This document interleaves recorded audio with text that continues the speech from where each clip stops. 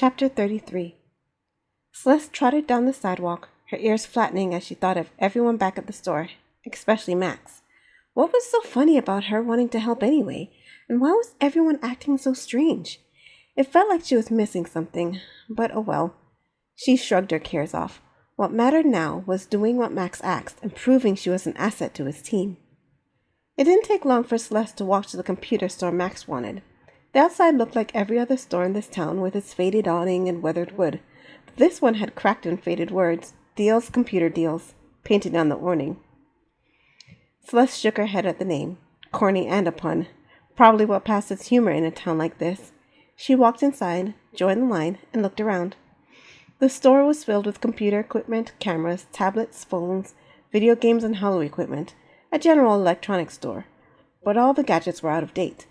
Interesting Max's store didn't attract more attention than it did. The bell jingled, and the two fox kids she had met earlier walked in. The white one walked straight to the line, while the gray one, Zena, spoke to some boys that came in with her. "I don't care," she was saying. "You left me behind to get in trouble. I would have stayed with you. You guys are the worst." Celeste smirked. Perhaps she was telling them about their encounter earlier. "Next." A meerkat behind the counter looked at her with nervous excitement. "Welcome to Deals Deals. What can I do for you, young lady?" "I have to pick up a shipment, please." Celeste held out the order form Max had given to her. "Ah, yes," Mr. Deal said after he looked at her order form. "I don't think I've ever had an order for 144,000 holidays before, each in their own little box. One moment, let me get it for you." "Thanks." Celeste watched him as he went to the back.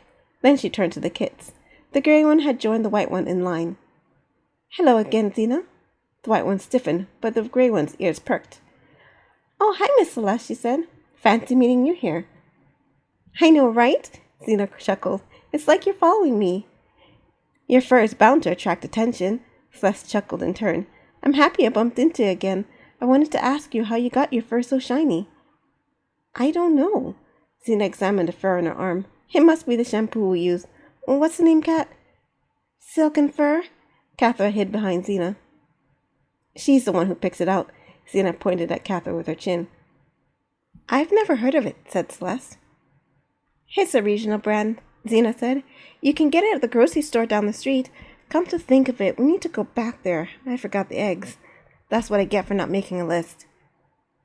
"And we have to hurry," Catherine said. "The ice cream melts." Zena groaned. "If only we didn't have to walk down that long road through the forest. It's like all those trees trapping the heat. We'll have ice cream soup by the time we get back." "Here we go." Mr. Deals returned with the largest box in his hands. 144 holidays, each in its own packaging. He handed Celeste a box with clear tape on the top and brown tape at the bottom. "Was this box open?" she asked. "I check all shipments coming through here," Mr. Deals said, tipping an imaginary hat. "In this case, I found a book in with all the other blank holidays, so I replace it. If you have any problems, you can bring it back within 30 days and I'll replace it." "Thank you." Celeste hoisted the box. "A book? The one you told Kat about?" Zena approached the counter as Celeste headed to the door. "Yep," Mr. Deal said. "I couldn't get a hold of anyone to return it to, so—" "You need help with the box, miss?" he said to Celeste. "I got it," Celeste said, walking to the door. "Thank you." She hefted the box to get a better grip on it as she walked down the sidewalk. "I wonder why Max needed this many discs. You'd think a computer store would have enough. Another bad financial decision. Then again, Max is smart and so is Tess. Even Janae and Jordan know what they're doing. Maybe I am making a fool of myself. Maybe I should just shut up and go with the flow." With lowered airs, she walked into the computer store. "That was quick," Max said as she walked in.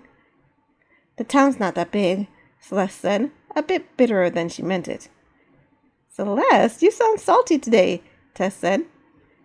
"Probably can't stand this small-town life. Neither can I." Max took the box from her. "Let's go, Celeste." "We're leaving?" Celeste trotted to open the door for him. "This is all we came for." Max walked outside. "Don't tell me that's the whole reason we opened this store." Celeste gaped at him and then the others. "Couldn't you have gotten it delivered?" "Careful, Celeste, your idiocy is showing." Janae stood with her hands in her waist. "Max, are you sure you want to let her in on this?" "I'll decide what I can let her in on, thank you, Janae," Max said, but he glared at Celeste. "Let's go." Celeste took one last look at everyone before she joined him.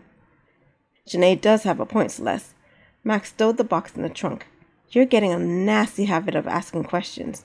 If you want to get far in my company, stop it. How am I supposed to learn if I don't ask questions? Celeste said, getting in the car. Keep your eyes open. Max got into the driver's seat. From what I've seen, you're good at that. Celeste started. She didn't remember Max ever directly complimenting her before. Celeste, are you shedding? Max swatted the fur on his arms. Your fur is everywhere. No. Celeste turned to Max and caught sight of a gleaming sliver of thread. She picked it up. It was a strand of shimmering gray fur. It's not mine. It must belong to that girl. She was one of them I had to chase away from your car. Her fur was so shiny. Did she get in the car? No, wait, it's stuck on the outside of my door. Max pulled a strand of fur from the door. What the? This fur, it's shining. I know, right? You should see it on her. I've never seen fur so beautiful. It's probably people with fur like hers that started the myth about silver foxes. If you saw her, you'd almost think they really existed. Max gave her a look. Silver foxes? Celeste nodded, and every strand of fur on his body rose. Tess! Tess! He vaulted out of the car and sprinted to the store. Max? Celeste looked after him. He rushed in and spoke to Tess with arms flailing. In a few moments, Tess walked out. She glanced over her shoulder at him, one eyebrow raised. What fur is he talking about, Celeste? Tess asked as she approached. Celeste gathered a few of the pieces of fur from the nick Xena had been caught on. Here, what's going on? Tess took the fur strands. Nothing you need to worry about. She pulled a mobile scanner from her back pocket and scanned it. Celeste didn't know much about scanners, but she knew this one had a built-in computer to interpret results. What the? Tess's eyes widened as she read the results. I'm telling you, it's nothing. Max walked out with Janae and Jordan behind him. What's the verdict, Tess? Tess turned to him. Max, there's 4 times the amount of metal in this fur than usual. Celeste turned towards Tess. Is that dangerous? That girl you met, Celeste. Max pushed past Tess before she could answer. How old was she? I'd say 11, maybe 12. Max turned to Tess, who grinned. 5 plus 7 equals 12, she said. This town is better than I expected, Max said, rubbing his hands together. Janae thrust in between them. Why are we getting so excited about a math problem? Never mind. Max leaned in close to Celeste. Where did she go? She said she needed to go to the grocery store. She forgot eggs or something. Perfect. Max hopped in the car. Pack up and get ready to go. I want to leave as soon as I give the word. Leave Pete to take care of the store. Tess, get ready. Tess grinned wide. Yes, sir. Jordan, you come with me. Max grinned as he put his hands on the steering wheel. May need your help with an extraction. Jordan chuckled as he jumped in the back seat. Max started the car and took off as Janae complained about the lack of information. His grin widened as he went. Max, why are you looking for this girl? Celeste asked as she watched the stores whiz by. What do you want with her? Max's grin faded into a frown. Celeste, what did I tell you about asking questions? Sorry. Celeste clapped her mouth shut. She didn't dare to make another noise throughout the car ride to the grocery store.